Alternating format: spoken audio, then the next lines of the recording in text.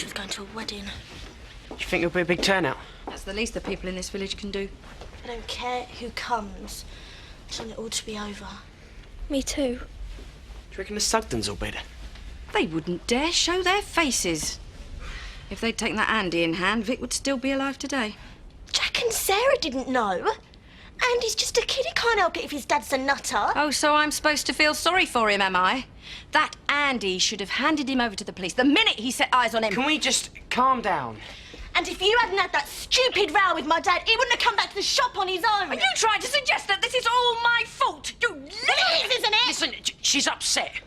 We all are. She doesn't know what she's saying. Can we please not argue? She started it. First my mum, and now my dad. Oh, Kelly, that's out of order. Who's next on your hit list? That's enough. Yeah, that's right. Stick up for your mum. Because thanks to her, I'm an orphan now.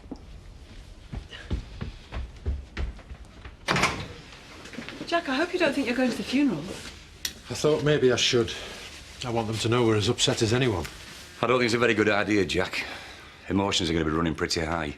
If Viv sees you, it'll really upset her. Things are bad enough as it is. It's not your fault. You didn't do anything. Oh, they won't blame you. It's all right, Andy. It'll be for the best anyway. Don't want to cause a scene at Vic's funeral, do you?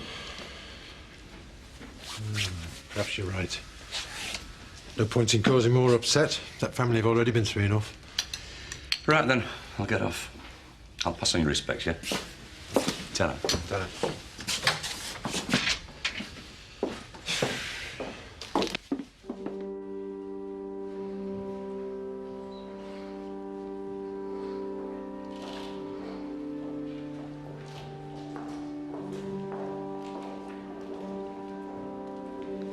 You know, I don't know what Jack and Sarah are thinking about. I mean, young lad like Andy needs to be kept on a tight rein. Bit of discipline, that's what's needed. What chance has Andy got with a dad like Billy Hopwood? Well, you know what they say. What's bred in the bone? Will out in the flesh.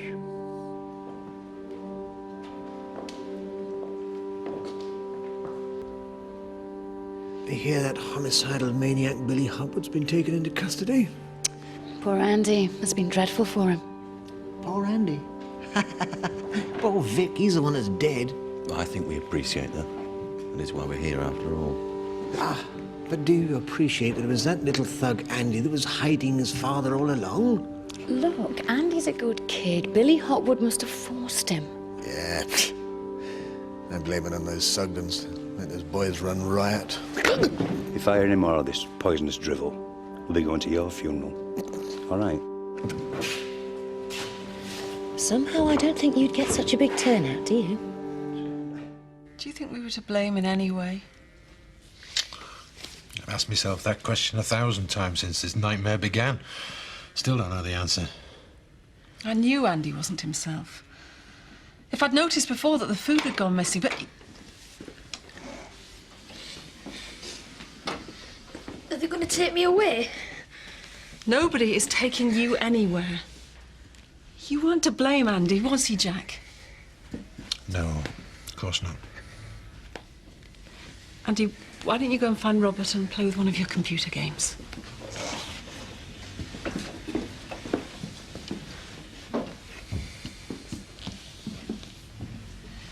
Oh, thanks for the support.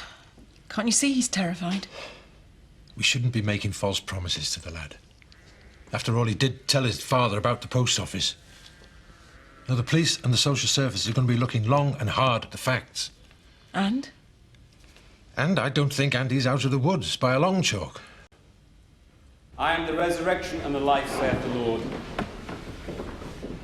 He that believeth in me, though he were dead, yet shall he live. And whosoever liveth and believeth in me shall never die. Well, you've got a nerve showing your face in here. You could have prevented all this. I'm sorry. I realise you're under a lot of pressure. Well, you can tell those Sugdens. I'm not finished with them yet. This is not over. Just try and stay calm.